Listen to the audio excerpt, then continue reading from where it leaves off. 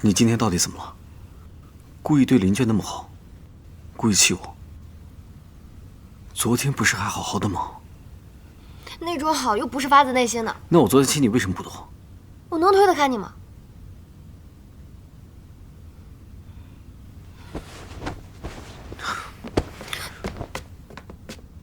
那我以后不会再主动亲你了，除非你说愿意。我知道了。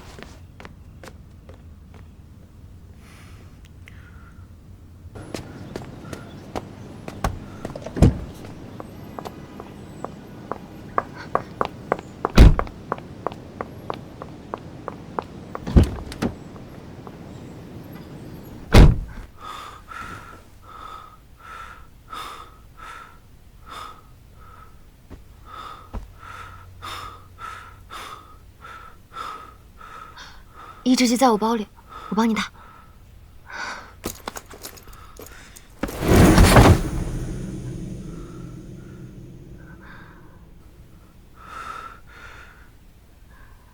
有比那更快的方式？你说过不会主动亲我的。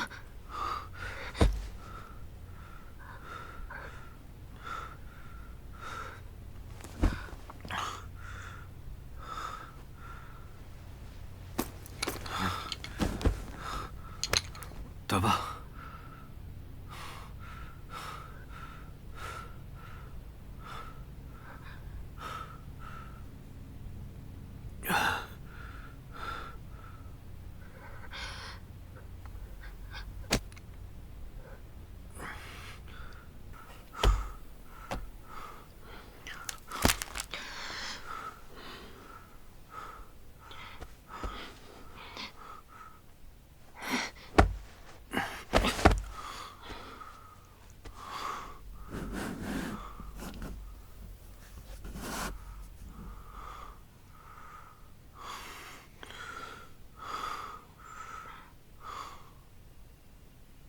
下次难受，就直接说呀。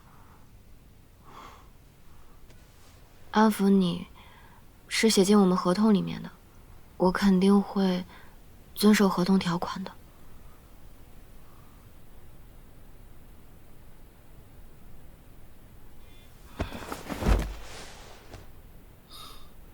所以，只要写进合同里，任何人都可以得到你的安抚，对吗？啊？有病！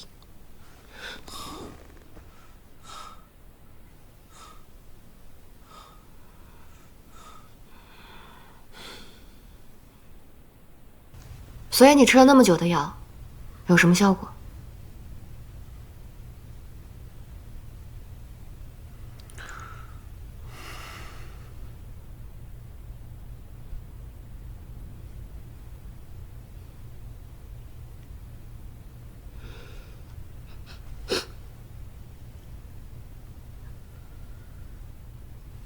一开始是看到你泡在浴缸里很难受，心脏就有一种莫名的被扯了一下的感觉。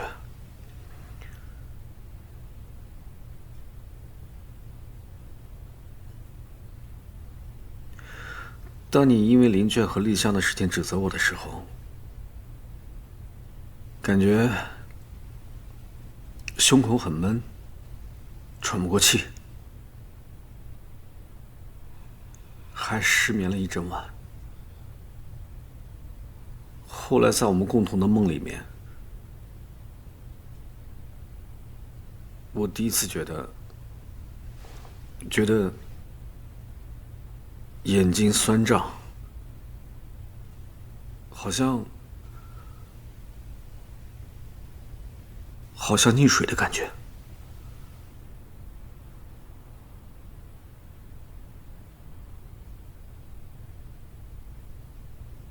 当这些陌生的感觉变得越来越频繁的时候，我才知道，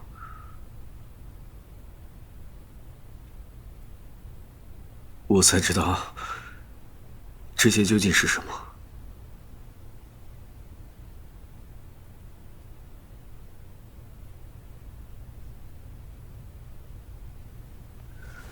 在浴缸抱着你的那一晚，看着你很难受的那种感觉，原来叫心疼。因为你生气让我睡不着觉，是叫后悔。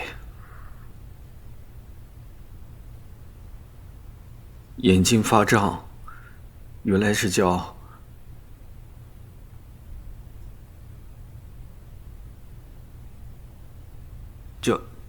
难过。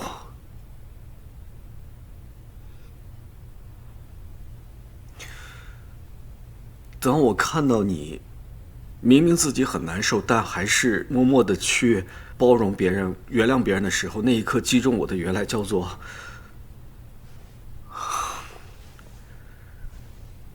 震撼和感动。当我看到你跟林娟靠近你，然后我很不爽的那种感觉，原来是叫吃醋，挺幼稚的。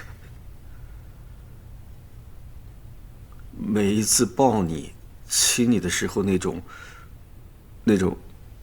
种心跳加速的感觉，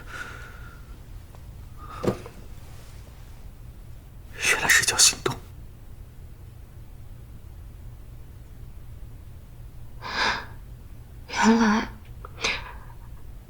原来这些感觉不用走血，只靠吃药就可以养。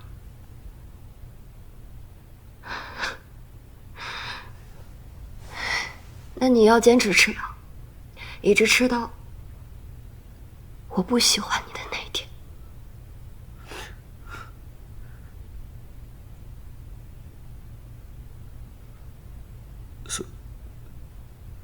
所以你现在是在跟我表白吗？是啊，所以坚持吃药这件事情，你能不能做到呢？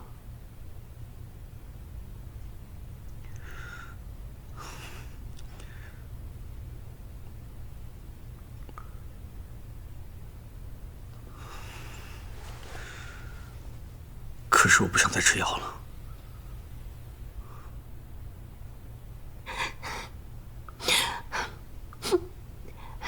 男人就是这样，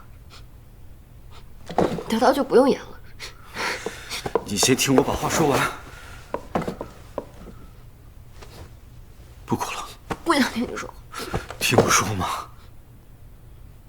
我不想吃药，不是因为我不演了，而是因为我一开始吃的那个药，它从始至终就是普通的维生素。是，我的确找诊所要过模拟情绪的药，但是他拿错了呀。你要不相信的话，你自己去检测这个药的成分。真的，我没骗你。真的。那你的情感缺失症是怎么好的？怎么好的？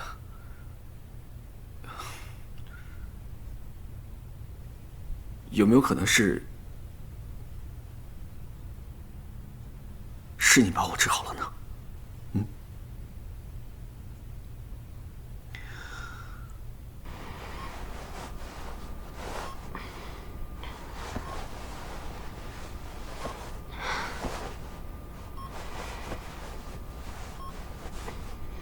昨晚你磕到了头，有点轻微脑震荡。还记得为什么会磕到吗？好像做了一个很混乱的梦，记不清了。你是医生吗？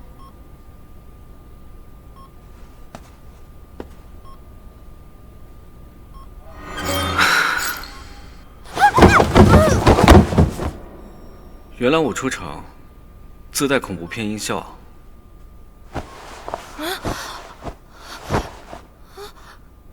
他和5年前那个人长得太像了。你们好，我是金内尔斯生物医学研究所研究员顾燕青。昨晚你们过了约定的时间还没来报到，电话也打不通，所以我就被安排去找你们俩。结果看到你们俩在小树林里晕倒了。报警！赶紧报警！昨晚树林里出现了好多杀手，他们杀了好多人。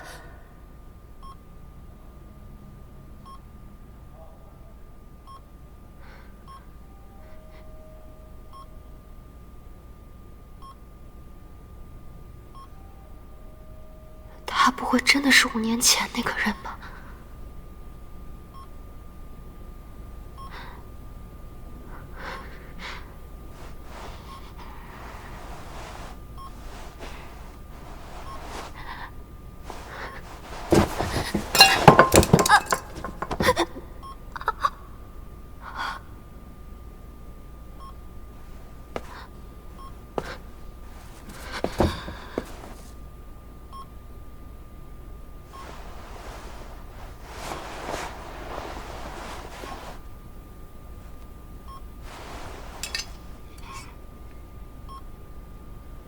你现在是不是觉得全身上下没什么力气？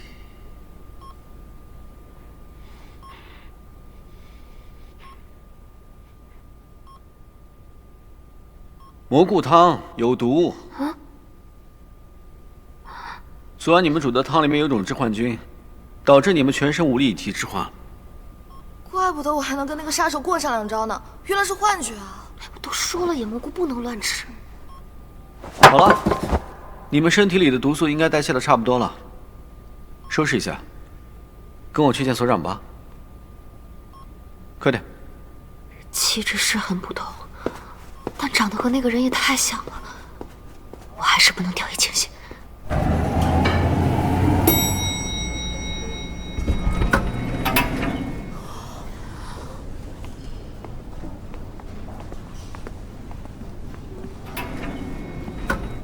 哇塞，这板沟环境也太酷了！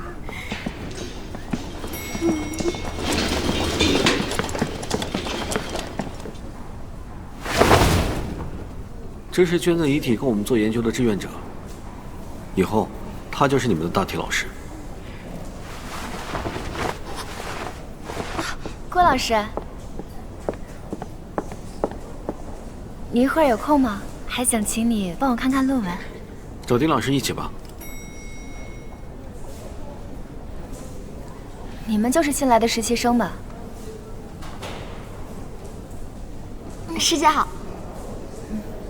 行，我去带所长过来，你们请自便。我帮你招待他们。你们俩就在这坐着吧，别给大家惹麻烦。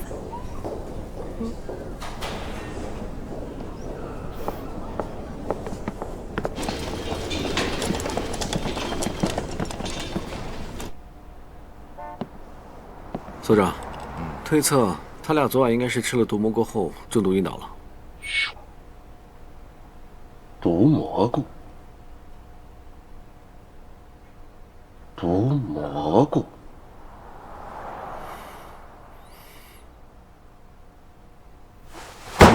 蘑菇好啊！哎呦，这么多长时间没吃过，我天天想吃了，我想到头都炸了。哎呦我啊！今晚野生菌火锅。吃饭前先把正事干了。顾燕青的履历看着很合理，不太可能是那个人，但越看越像呀。一般高智商反社会人格都极其擅长伪装，万一顾燕青真是那个人的马甲，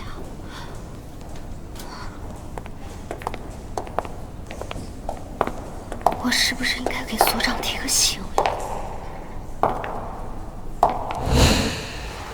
顾燕青有案底，他杀人了。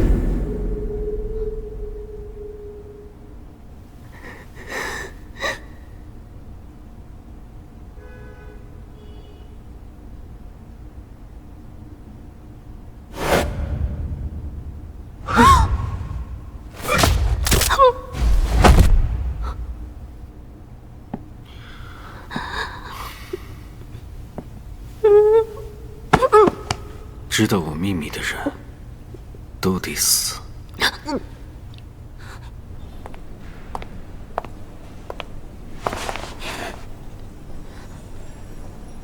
头又难受了。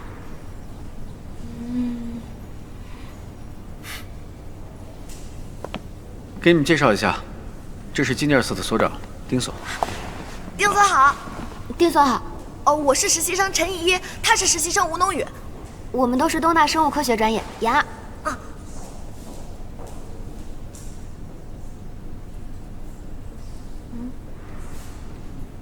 啊，不错不错，一看就是乖巧的孩子。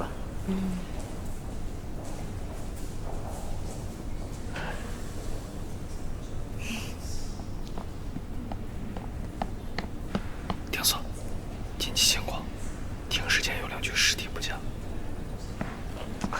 本来想请你们吃个饭，临时插了个会进来，改天吧。啊，小顾啊，带他们安顿好。走吧，这边。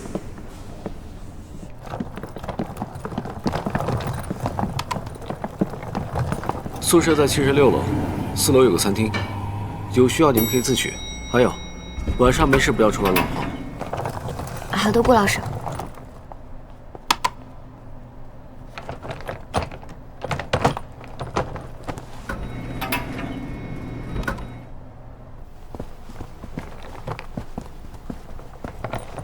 陈依依，这你的房间。哦，晚安。晚安。走吧。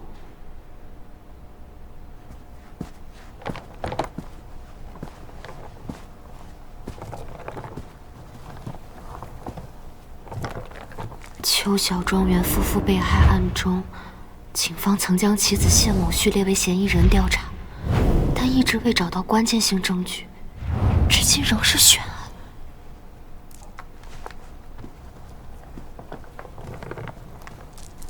哥，你记得5年前邱小庄园你们带走的那个谢某旭后来怎么样了吗？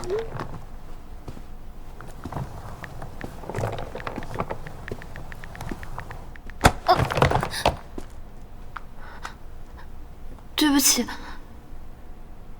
这是你房间。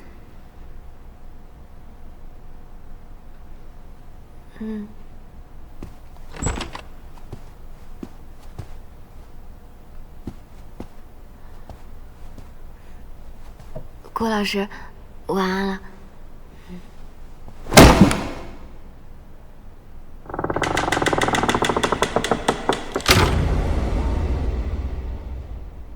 不想忍了，让我进去。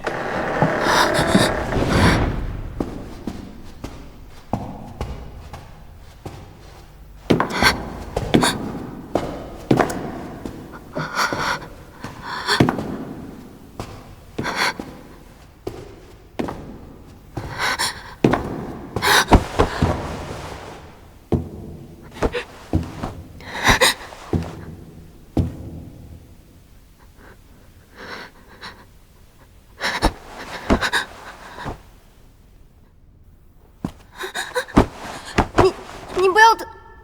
刚刚不小心蹭到门上新刷的漆了，实在忍不了了，借用一下你的洗手间。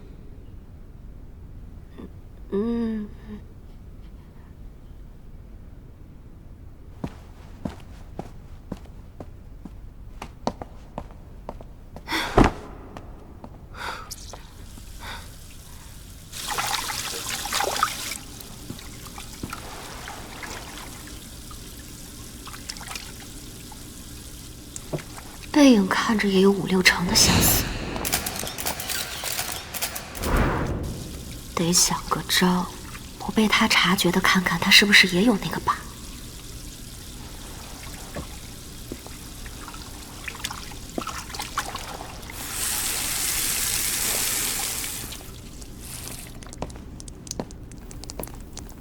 对不起啊，我本来想试一下花洒的水量，没想到溅到你身上了，我帮你擦一下。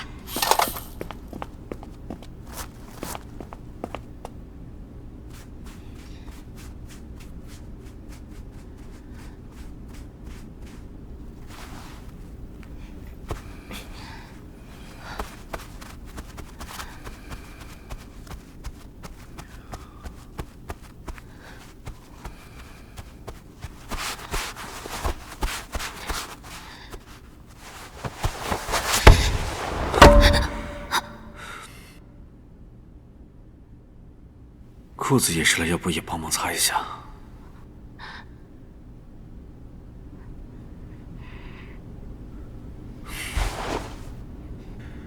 今天的事我当作没发生过，希望你以后把心思都放在学术研究上，不要花在不恰当的地方上。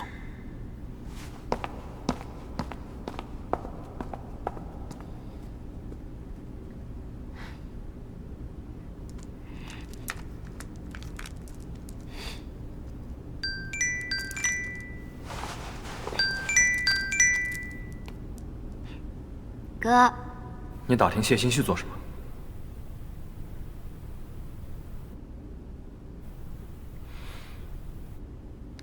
他叫谢欣旭啊。就是我这2天实习嘛，很焦虑，所以老是做噩梦，老是梦到他那对渗人的眼珠子。你经常梦到他，怎么现在才告诉我？因为我就是怕你现在这个反应，所以才不敢告诉你嘛。所以他现在到底什么情况嘛，哥？他4年前病死了。那我就安心了。哥，你看，我已经在这边非常安稳的安定下来了，你不用担心哈，早点休息，晚安。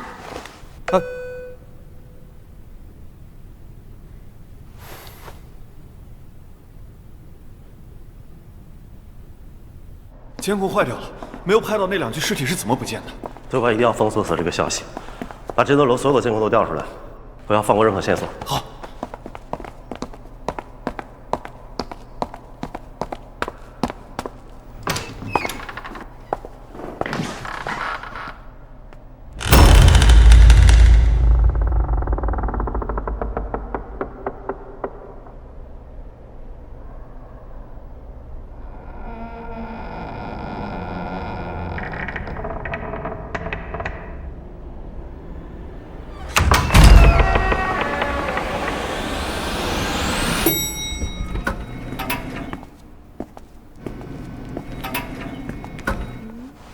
餐厅怎么没信号啊？刚刚肯定被顾老师误会，我在搞一些有的没的勾引他。嘎出天际啊！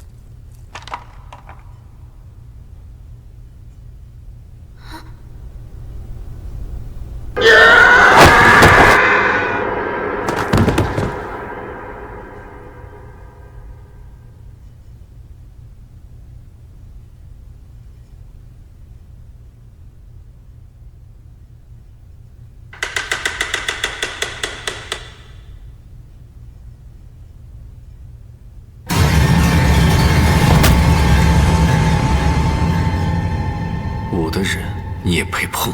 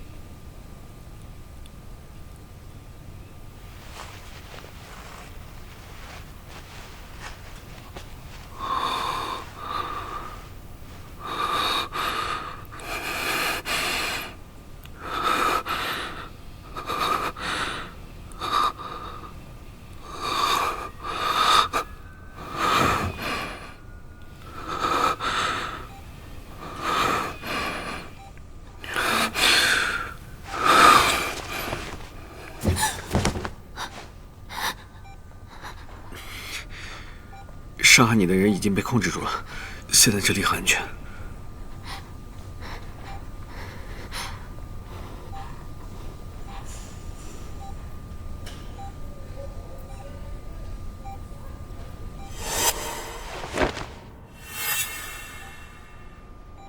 刚才攻击我的那个人，很像今天那个大体老师，他诈尸。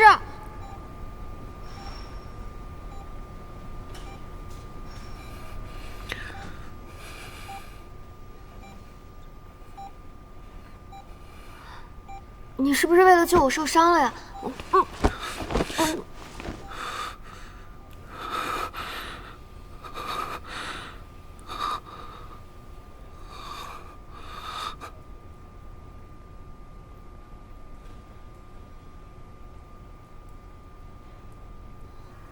对不起啊，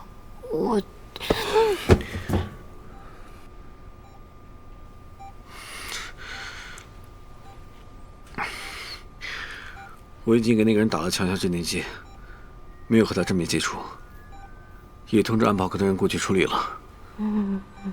还有，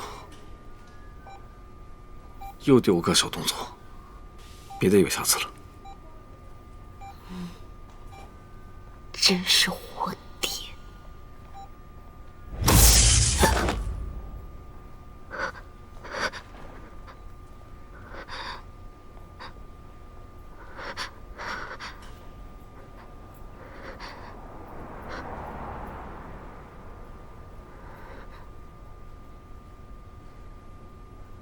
！Geners 经常停电吗？这可不是普通的停电。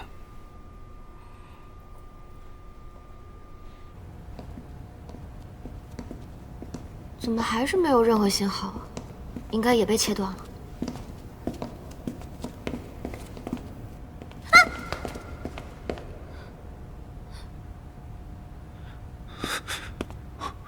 李柱，李柱，是不是发生什么紧急事件了？20分钟前，他受到了不明男子的攻击，而且，这个男子很可能是捐献遗体的志愿者。怎么可能？他们明明已经……会不会是有人利用某种未知的手段操控了大体老师的身体？我去安保科找对策。所长在负1层的停尸间，你们快去通知他现在的情况。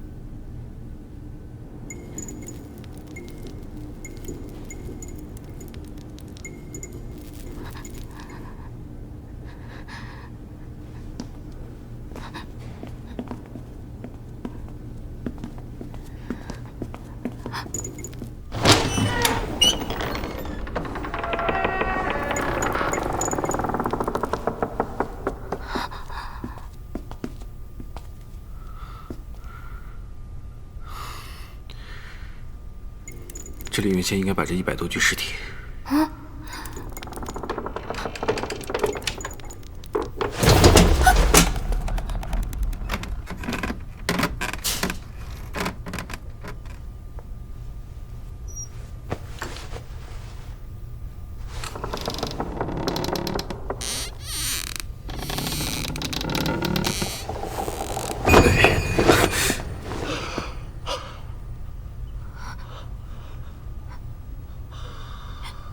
丁锁，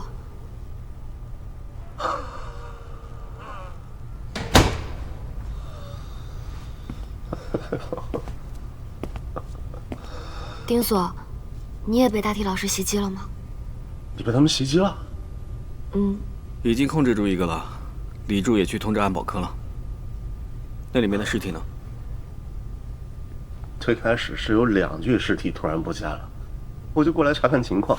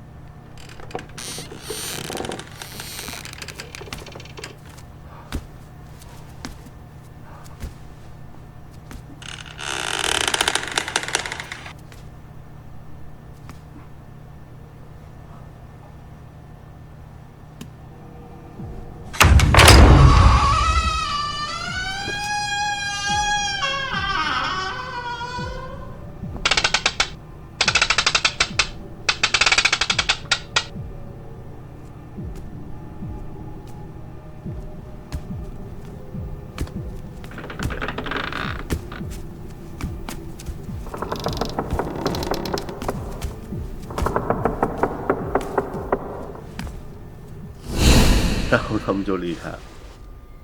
幸亏我当时反应快，我这才躲过一劫。哎呦！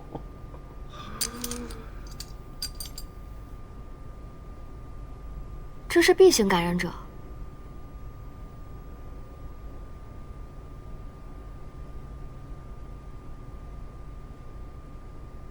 你们不会拿这些感染者做什么秘密实验，结果玩脱了吧？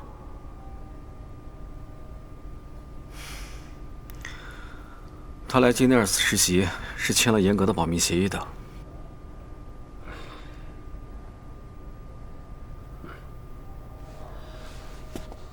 5年前，Affinity B 型的感染者首次出现了失控伤人的现象，因此组建了特殊管理局对他们进行管控，同时也展开了对他们体内病毒的研究。得出的结论是 ，B 型的 Affinity 能大大的开发感染者的体能潜力，让他们拥有惊人的破坏力。后来呢，政府就把这个群体命名为刃。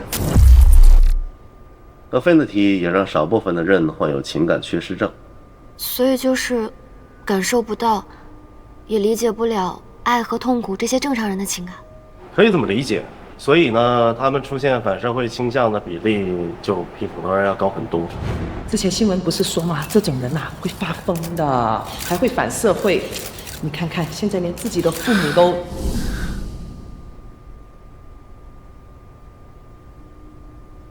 政府后来看中他们的能力，利用他们去执行一些危险的任务，来保护普通人类的安全。哎呀，但是刃呐，在任务结束之后，他很容易失控伤人的。他们一很兴奋的时候，体内的病毒载量就会很容易爆发，然后就会失控，一通乱发泄呀，最后搞不好就精力耗尽就死掉了。失控也是可以解决的，一定条件下 ，A 型 Affinity 可以抑制 B 型 Affinity。简单来说呢，就是 A 型的感染者可以引导失控的刃变正常，不过必须满足2个人是不同性别这一条件。后来呢，这一群体也被命名为隐，他们天然的吸引刃。那刃是怎么在人群中确认隐的呢？隐呢，由于病毒的影响，他们的血液啊、眼泪啊这些体液有很特殊的味道，刃的嗅觉很灵敏，它能闻得到。那隐是怎么引导刃变正常的呢？通过体液的深度交互。一般称它为结契。比较常见又安全的一种结契方式呢，就是两个人结婚，然后通过夫妻生活呀，就是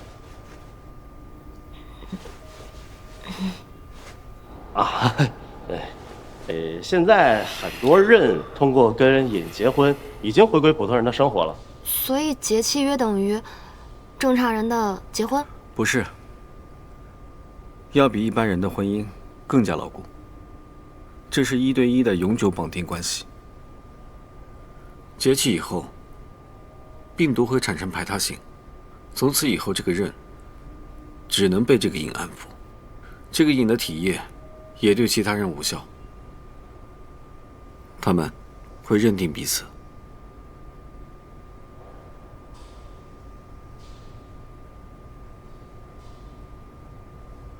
但是瘾的数量比刃要少很多，所以这些年 Genos 一直在进行抑制剂的研究，来解决这个失控的问题。所以研发出来了。刚刚顾老师救我就是用的抑制剂，对不对？抑制剂是通过降低病毒的活性，使人从亢奋的状态中迅速镇定下来，但效果是暂时的。耐药性会随着使用次数的增加而变强，最终失效。所以就要一直改良抑制剂了。其实今天这些人就是试新药的志愿者，没有想到他们试完新药以后就死掉了。哎，这个新药的不良反应会不会就是造成呼吸暂停之类的，然后被误判为死亡啊？全保科那边安全。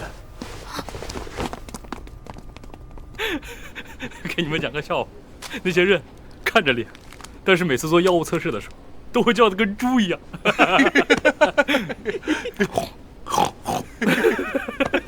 想起来就好好笑。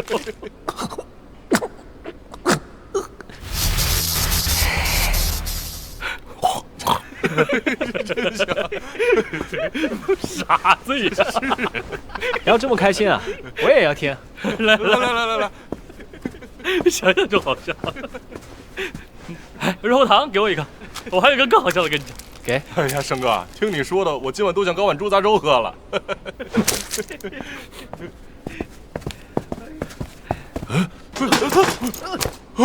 我给。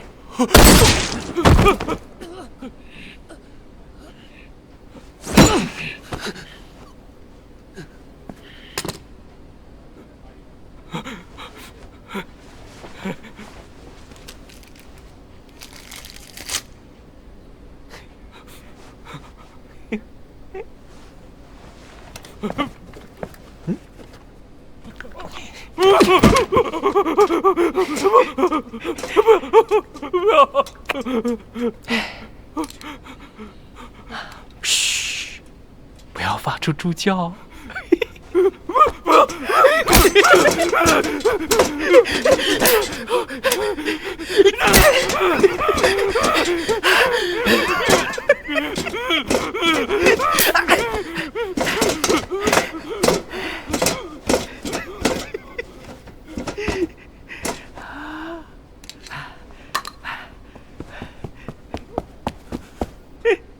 嗨，你们没死！哎呀，就是跟大家开个小小的玩笑嘛。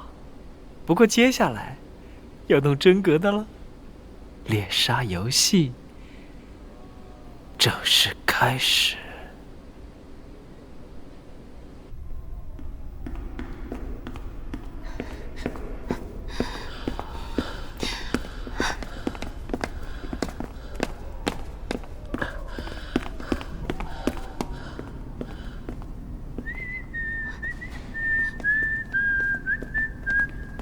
我听见这边有枪声，我看见有人往那边跑。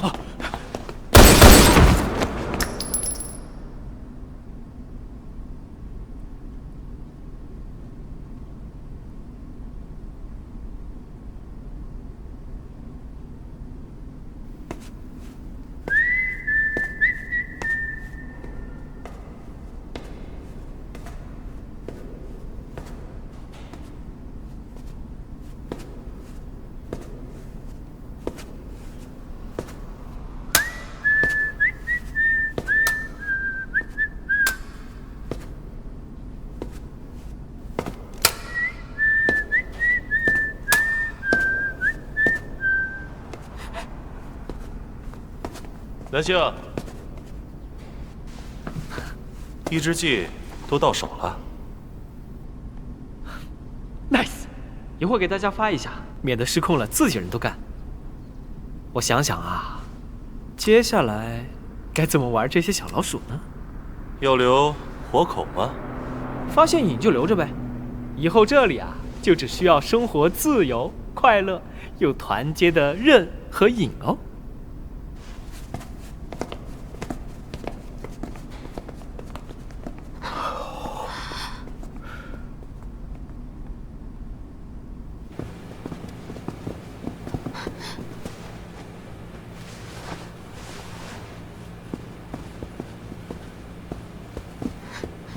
应该是那群人干的。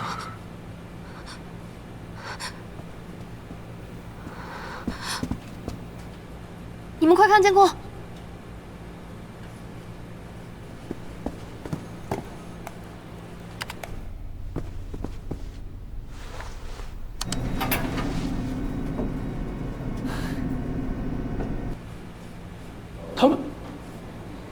他们不会是要去宿舍去吧？快找个电梯钥匙截停他们！快！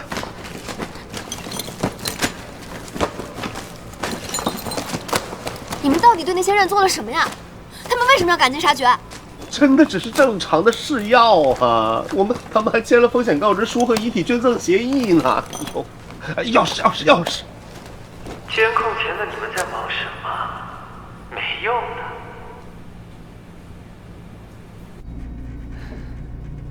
看来有小老鼠在偷偷盯着我们呢。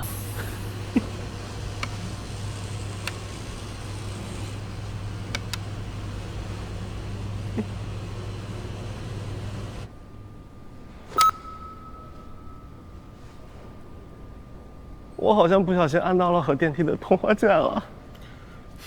他们过来了。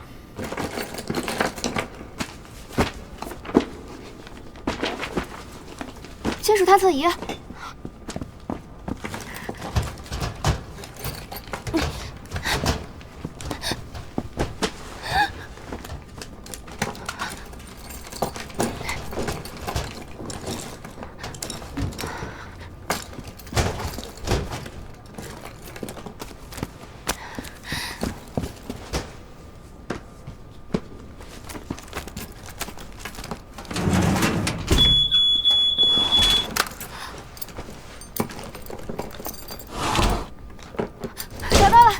是不是这条？没错，就是它。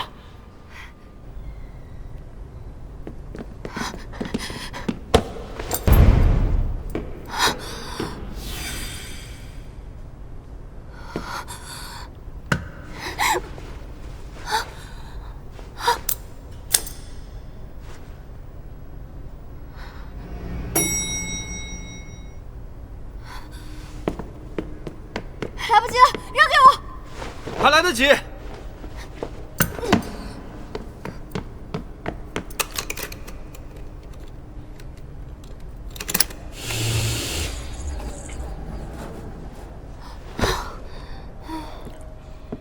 体能这么差啊？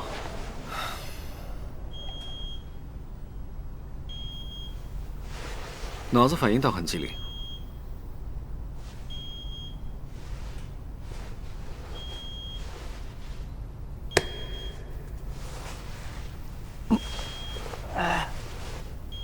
年纪大了，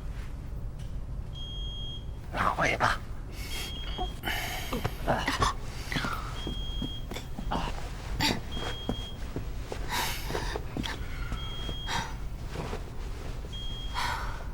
电梯坚持不了太久，他们得分头行动。我上去告诉大伙撤离，你们去卫星信号站，那是卫星信号，他们切不断。让他跟你一起吧，我这边带个人很麻烦。行吧，龙宇，那你跟我一块儿。对了，电梯很危险哦，爬楼吧。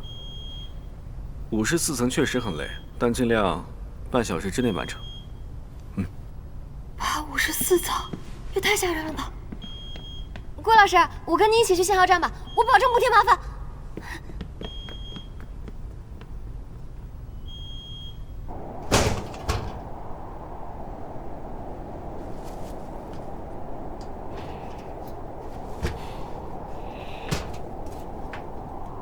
哎，旁边这栋楼是新建好的吗？对，新的交通站也在那儿，计划是下个月投入使用。那我们可以利用这个交通设施离开。要不，先一起解决一下这个密码。嗯。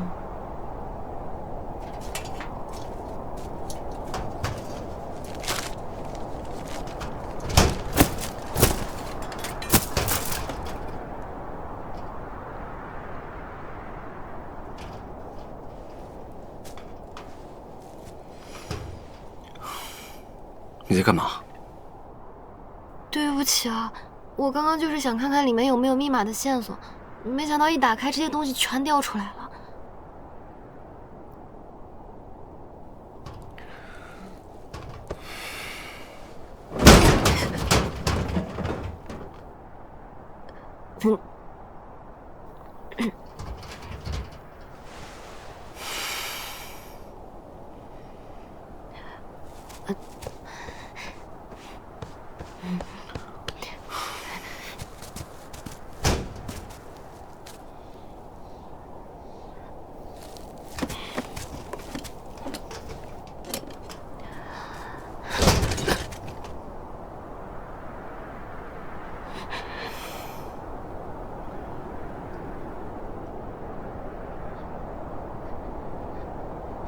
原来这不是密码锁，是个传真机啊！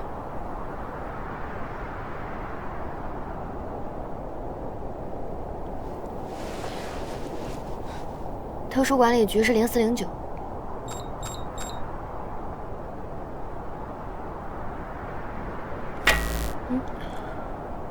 应该是跳闸了。我去楼梯间的电房看一下，有情况你就大声喊我。嗯。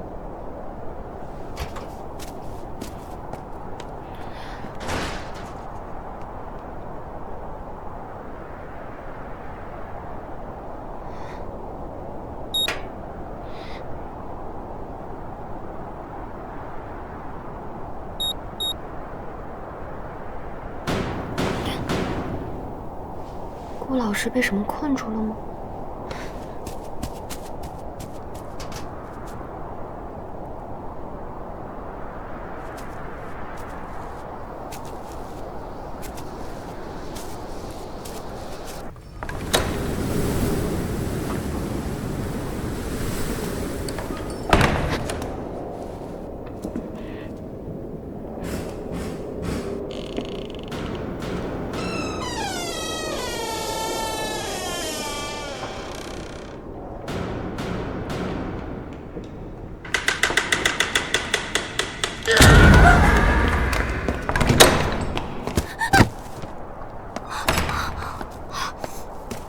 有个人，快跑！上来，抓好了。他们应该追不上来了，顾老师，要不你把我放下来休息一会儿吧。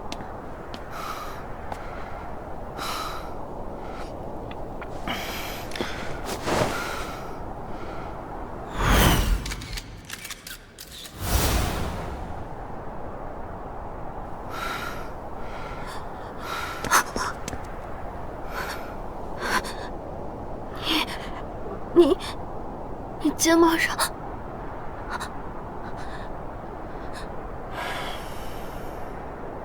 你都看到了。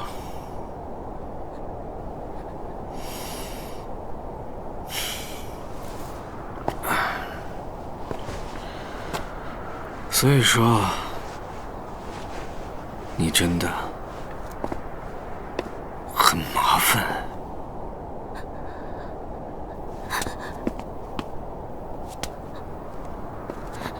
那边有声音。介不介意我先去把那些狗皮膏药解决掉？我会把你放在一个安全的地方待一会儿。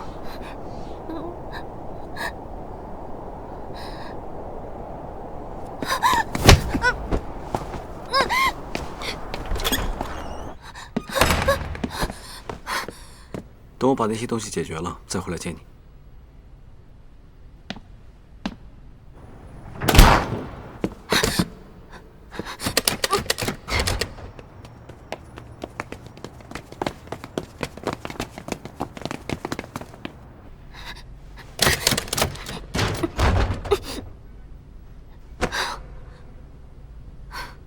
冷静，冷静，哥哥的消息不会有误的。谢心虚已经死掉了。那万一他也用了一些手段伪造了死亡，我又已经识破了他。一会儿他回来了，不行，必须逃出去。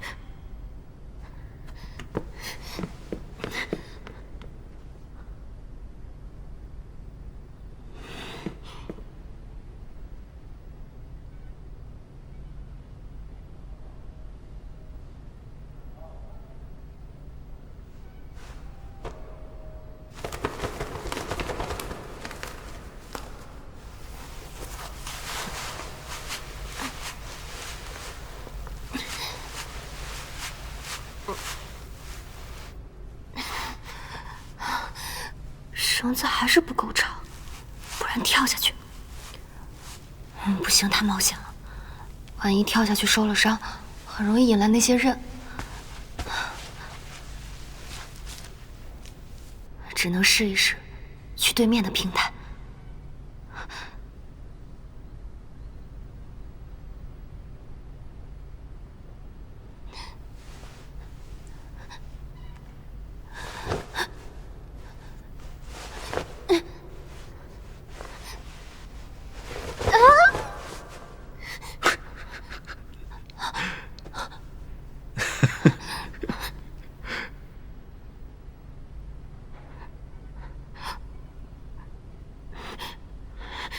在生气啊？我得用抑制剂解决掉那些人。你在旁边的话，我会分心的。而且，我肩膀被你开柜子砸到，我都没生气啊。你真的很麻烦。所以他肩上是被砸到的淤痕啊。那句话也只是在抱怨带着我很麻烦吧。得赶紧回宿舍区了。你要去对面那个房间办什么事的话，抓紧啊。所以，你刚刚一直在下面，静静地看着我，爬绳子吗？看你爬得那么认真努力，不忍心打扰你。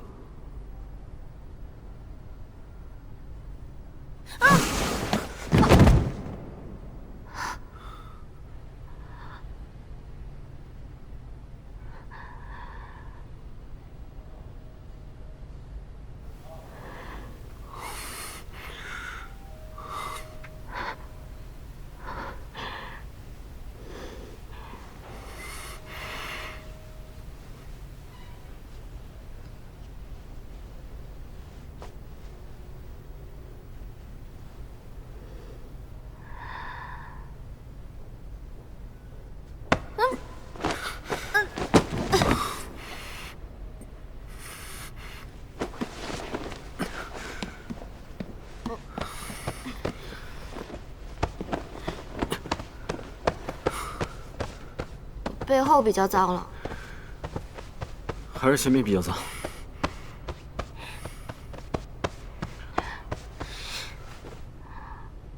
嫌弃我要这么明显吗？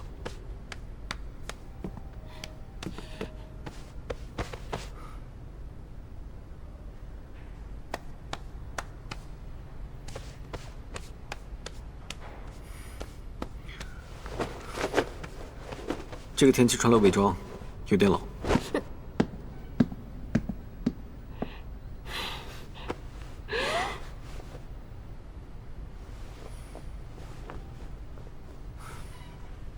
不走吗？来了。哎呀，狂催我们在最近的电梯前待命，结果这破电梯还没修好，该不会让我们爬楼梯吧？哎，领导都是这样的，因为不用他们爬楼梯嘛。哎呀，对呀。我去引走他们，你用钥匙先回宿舍区，我会想办法拖上去找你们。哎，我还有几支抑制剂，相信我。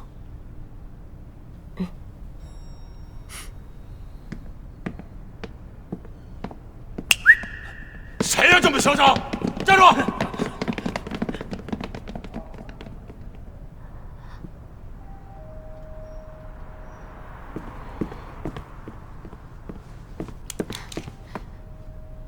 这是顾老师的抑制剂，那他岂不是？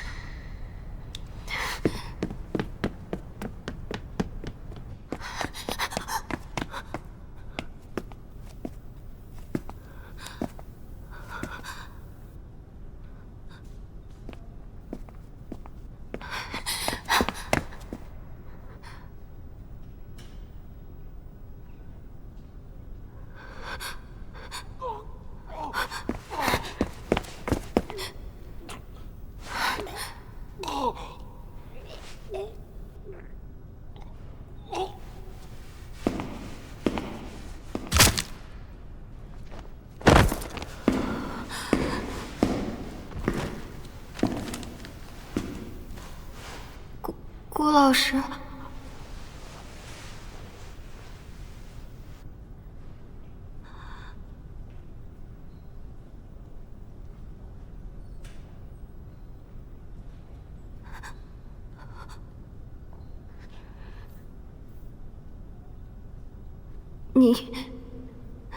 你是人？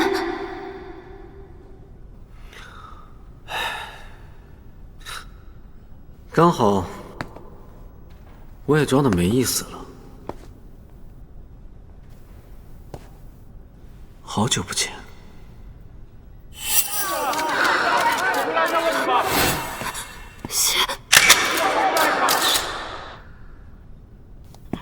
谢心虚。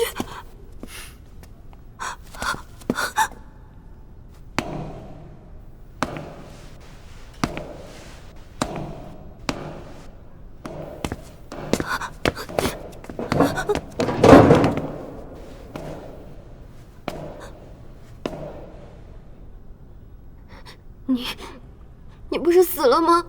他4年前病死了。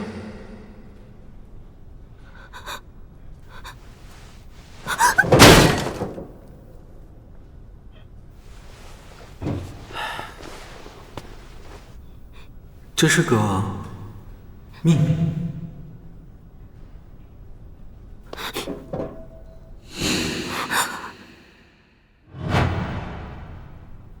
之前那3个人绑架我，后来是你。你恢复记忆了？都怪那几个蠢货，居然敢盯上你，我只好出手。但是好死不死，你的味道害我一下失去了理智，吓到你了，几乎搞砸了我们的重逢。但好在你相信了独木菇汤的说法，这才让一切回到了正轨。